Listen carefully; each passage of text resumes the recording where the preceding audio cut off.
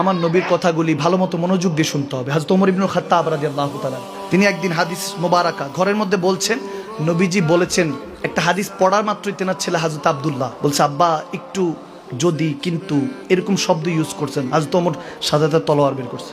আমার নবীর কথা হচ্ছে আবার যদি কিন্তু কেন কি সুবহানাল্লাহ পড়বেন না? তলোয়ার বের করেছেন। আমার নবীর কথা হচ্ছে আবার কেন কিন্তু, এসব কিসের প্রশ্ন? নবী বলেছেন ঈমান হলো নবী যা বলেছেন তাই মানতে হবে। আমি ওমরের ছাদের নিচে তুমি কি বারো ঘর থেকে বের করে দিয়েছে। 2-3 দিন ঘরে ঢুকে না।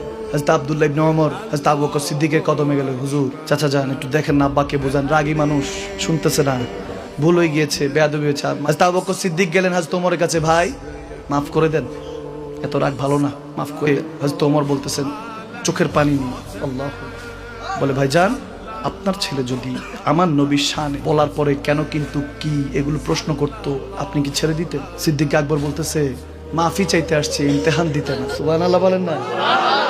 ইয়ারো কা দোস্তি দেখিয়ে বন্ধুত্ব দেখেন, প্রেমটা দেখেন, এগুলো বোঝার চেষ্টা করেন। কি বুঝেন? কিছুই বুঝেন না। প্রেমটা অন্য বিষয়। সিদ্দিক আকবর যখন এটা বলতেছে বলে, আপনি তো তলোয়ার বের করেছেন, আমি তো গর্দান উড়াই দিতাম।